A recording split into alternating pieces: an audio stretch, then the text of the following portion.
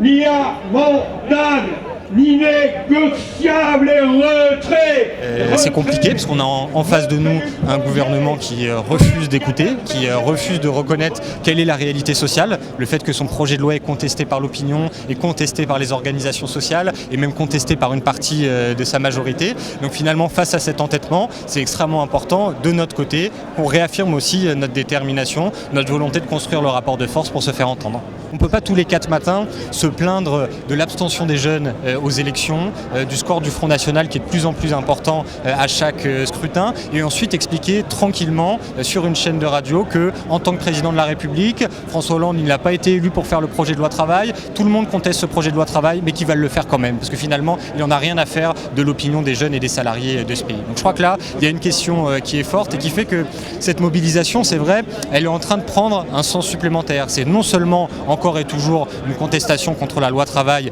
et contre la précarité sur le marché du travail, mais c'est aussi une mobilisation qui traduit la volonté des jeunes de ce pays de se réapproprier la question démocratique. La mobilisation elle est plus compliquée parce qu'il y a les partiels, il y a les examens qui arrivent, donc on a vraiment besoin aujourd'hui que les salariés à nos côtés rentrent dans la bataille, même s'ils l'ont déjà fait depuis un moment, et qu'on fasse converger un peu toutes ces forces qui sont capables de se bouger contre cette loi, d'autant qu'en plus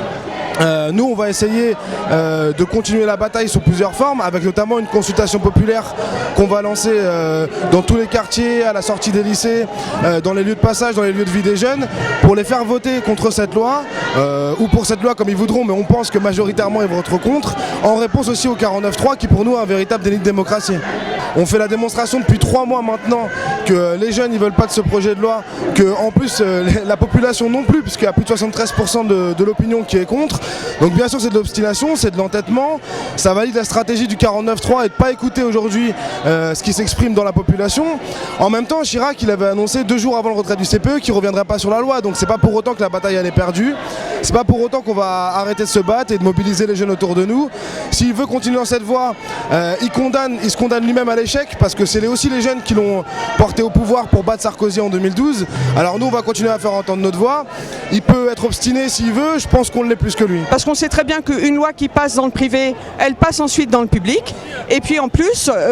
moi je ne fais pas une séparation entre la politique du privé et du public, c'est une politique globale qui est menée. Et c'était une politique qui va vers la déréglementation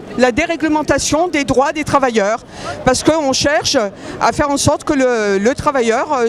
ait un coût le plus bas possible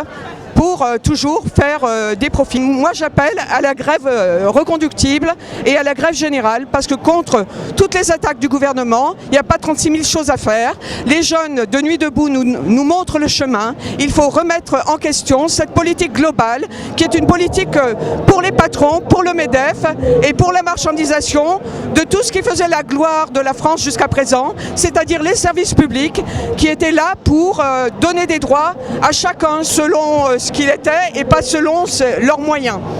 Donc voilà, j'appelle tout le monde à continuer cette grève très très fort. On n'en veut pas, il faut la grève dans l'unité.